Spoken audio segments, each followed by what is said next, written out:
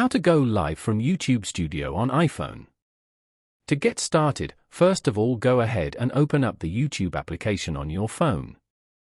As you can see, you are now in the YouTube homepage.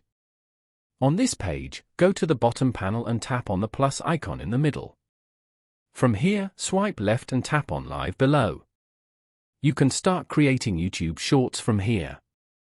Tap on Create Shorts below. Now, go back and open up Safari. Then, go to studio.youtube.com.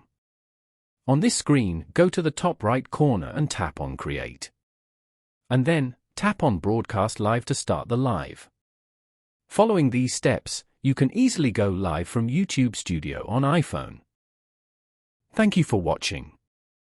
Please leave a like if this tutorial helped you, or leave a comment below if you have any questions related to the video.